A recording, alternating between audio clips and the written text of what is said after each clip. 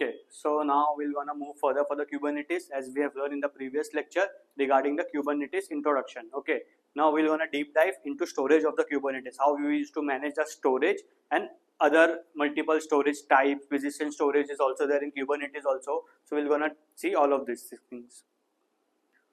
Okay, so the first thing is introduction to replica sets. So what are the replica sets? Replica sets are basically used to see the replica of the nodes, okay, how the nodes are working, times, providing scalability and fault tolerance. If any of the nodes are unhealthy, replica sets will gonna see and provide us the monitoring of that particular node. So how we used to manage the replica sets? Basically, what is the working of a replica set? Okay, first thing, create a replica set. We need to create a replica set. In this, we need to configure the nodes, as you can see over here. Define the desired number of replicas for your application pods. Okay, then update the pod configuration according to a node or according to a requirement. We can configure the replica set that this will trigger the replica set to update the existing pods. Okay, so the last one, scaling pods, increase or decrease the number of replica sets depend upon a requirement, depend upon the health status of the pods. It also deletes the unhealthy pod, as you can see, or deleted the pods as needed.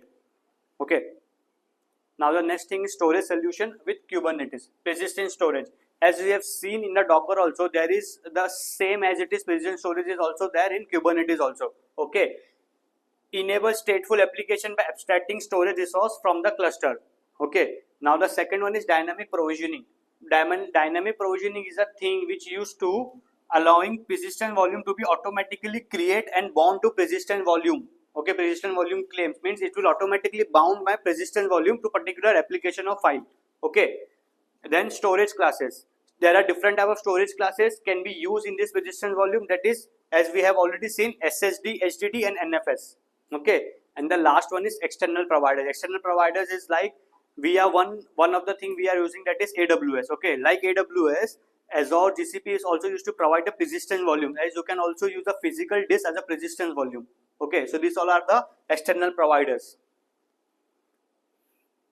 Okay, so the next thing is types of persistent volumes. As we have seen about the persistent volumes, now we're going to see about types. First one is host path.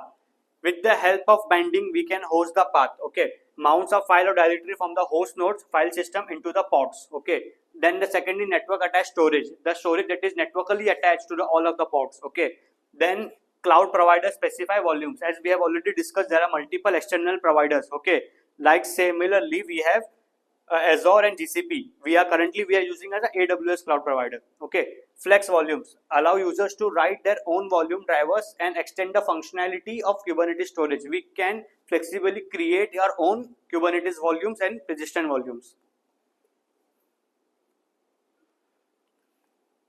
So the next, life cycle of persistent volumes. First, we need to provisioning.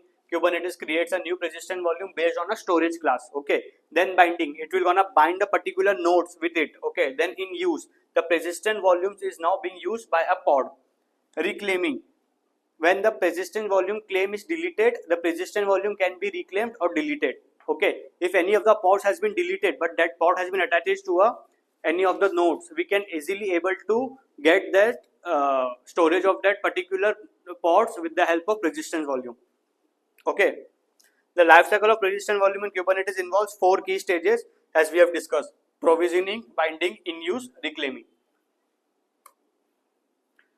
Okay, so now we can conclude this lecture. What key aspects you can take from this lecture? That first thing, replica sets. Second thing, types of persistent volumes. Then the life cycle of persistent volumes. Okay, these all are the 3 things which we have covered in this lecture. That's all. Thank you. Okay, so in a previous lecture, as we have seen the pods, the running of the pods, master pods, worker pods. Okay, we're gonna deploy all of these nodes, deploying application, the whole Kubernetes by using this. Okay, in this practical, we're gonna deploy an application using a Kubernetes basically. Okay, so first we're gonna start with the deployment.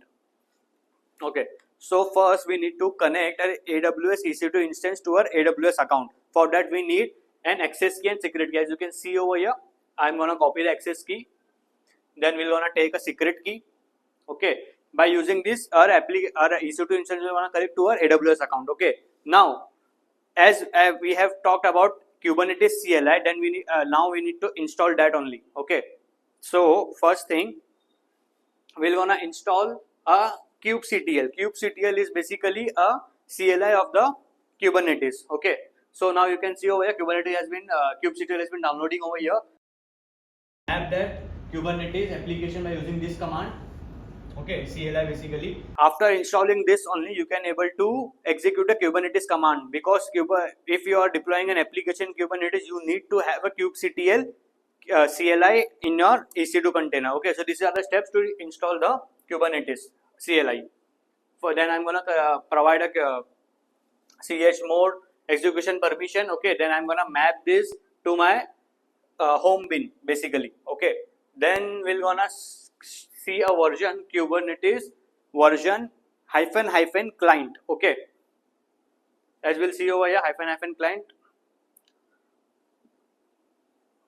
Okay, the version has been came over here. Okay, that means if version is showing, that means that kubectl has been installed properly. Okay, now we have configured the kubectl Kubernetes CLI in our EC2 instance. Now we're gonna go further for the deployment. Okay, then we're gonna search with the EKS. Okay, then we're gonna search with the EKS service. Okay, Elastic Kubernetes service. With the help of this, we're gonna create a Kubernetes over here. Okay, Elastic Kubernetes service. We're gonna create a Kubernetes over here now. Okay, as you can see over here, we're gonna create an add cluster. We're gonna name the cluster. We are creating a cluster now. Okay, basically this is my cluster name. We're gonna select one role. Okay, that role should contain EKS cluster, Amazon EKS cluster policy. Okay, then I'm going to create a role. I'm going to put a name for that role, cluster policy or cluster role. I can put anything. Okay, after that, just attach this role to your Kubernetes. Okay, my role has been created successfully. Now I'm going to go again to my EKS. Over here, I'm going to just refresh my role. I'm going to see that cluster role has been created over here, as you can see. Okay, now put all of those things as default and click on next. Okay, over here select your default VPC, default subnet, put all of these things by default, and for security group just create one security group. Okay, after that attach the security group to the EKS. The security group should have all traffic. Okay, just see all traffic. I'm creating a security group. My security group name will be EKS SG. Now I'm gonna attach the security group to my Kubernetes. Okay, as you can see, I have attached my security group. Just keep all of the things as default. Now we're gonna create next. This is the add-ons. Okay, what basically add-ons are? Add-ons are basically the thing which will gonna manage your EKS. Okay, so we need to add all of these by default add-ons. Kube proxy, core DNS. They are very useful to manage your EKS. Because of this, the automation used to be happen. Okay, so just the default add-on should be okay. Just click on next over here now.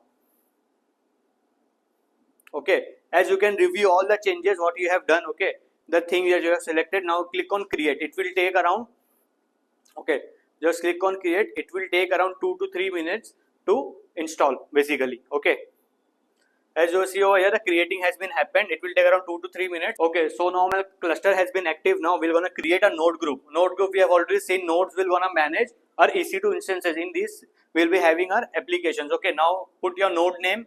Okay, my node. Just select your create one IAM role over here. Basically, use case will be the EC2. Click on next. Provide the role name.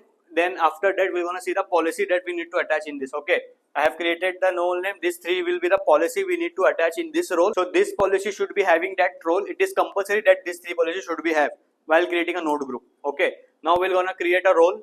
Then after creating, we're gonna attach that role. Okay, now my role has been created. Now I'm gonna attach my node hyphen role to this node group. Okay, then keep all of those things as default. Now click on next. Over here I'm gonna select the configuration of my node. Configuration basically what will be my instance type.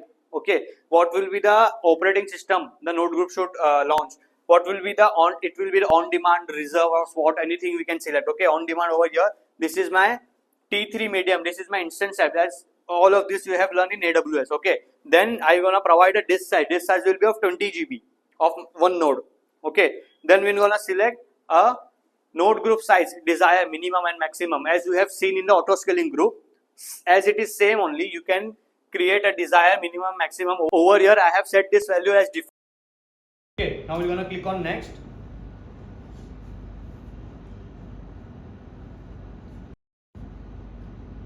Okay, the subnets will be by default, it will come, then just review the and click on create node. It will also gonna take around 4 to 5 minutes to get complete. Okay, as we can see over here, our node group has started creating. Okay, as you can see, creation has been happened active. My node group has been active now. Okay, now I am gonna connect my EKS cluster to my EC2 instance. Okay, first to connect an EKS server to our EKS instance. As you can see over here, I had created desired nodes. You can see that 2 nodes has been created with the configuration of T3 medium. The storage for that nodes would be 20 GB. Okay, now we're gonna connect to the main instance in which we have created a kubectl. Okay, now we're gonna connect to that instance. You can see 2 nodes has been created successfully. That means our EKS has been created successfully. Okay, now we're gonna connect our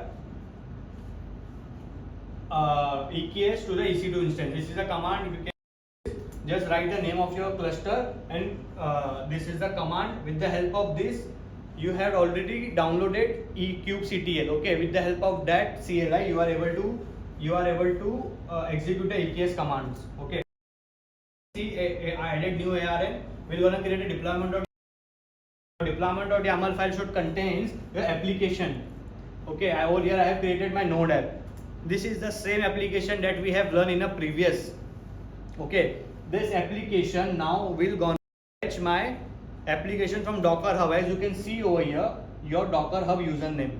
Okay, this will gonna take my application from Docker Hub, the container that we have created in a previous video. Okay, so the container that we have pushed to the Docker Hub, it will gonna take application from that Docker Hub only. Okay, it is a continuation of your previous practical.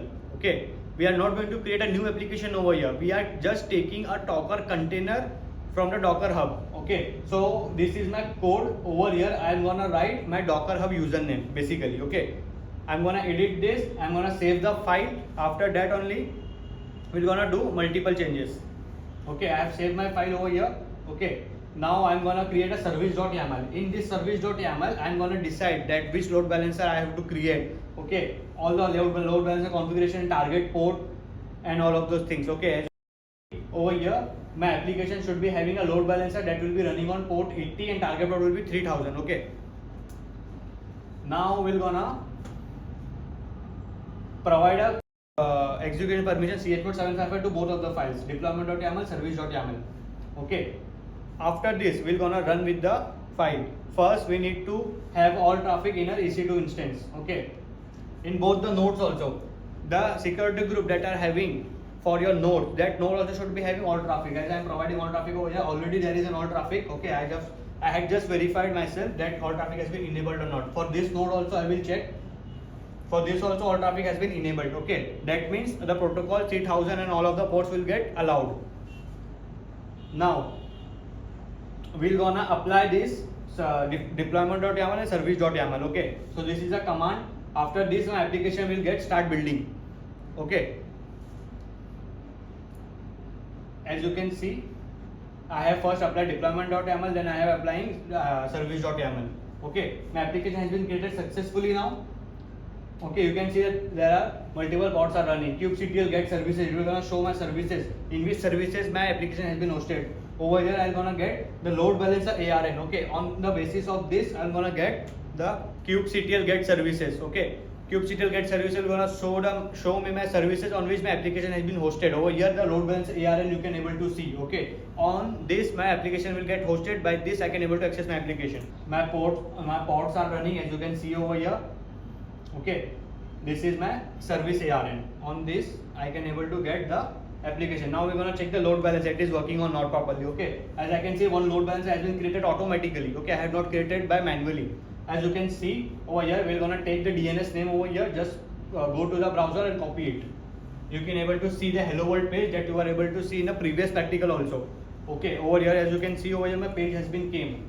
I had not deployed application manually. Okay, the application has been deployed by a Docker Hub. The image has been taken by a Docker Hub and everything is working as we have seen in the previous practical also, for this practical also the same thing has been deployed, okay, but with the help of Kubernetes. So this is the project for Kubernetes, how to deploy an application automatically. That's all. Thank you. To know more about IT Vedant, visit our website